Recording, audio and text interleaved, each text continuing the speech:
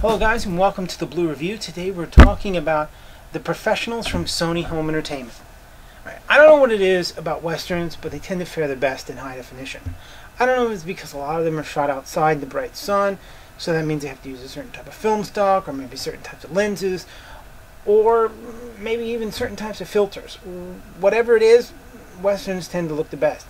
Maybe it's just simply the fact that they have the most photogenic landscapes out there, so that always is going to make a film look that much better. And The Professionals is no exception.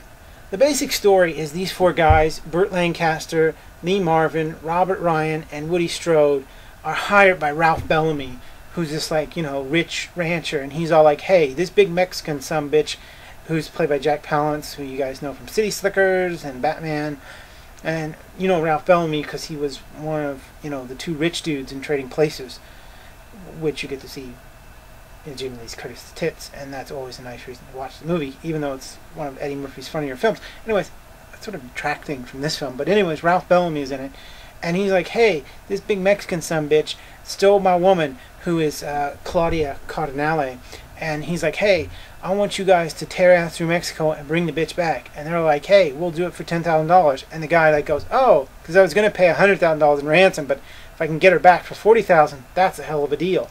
And they're apparently not good at math. So that's pretty much what the movie's about. Lee Marvin is like a dude that was in the army. Robert Ryan is like a guy who's good with horses, and he's kind of a pussy. And, Woody Strode is like a badass bounty hunter. And then Burt Lancaster likes to sleep with other guys' wives, and also knows how to blow things up. That's pretty much what it's about.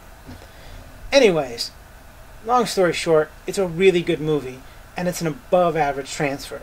The only downside to this is, while it has some special features on it, and that's always welcomed, it doesn't have audio commentary, and the audio is just so-so.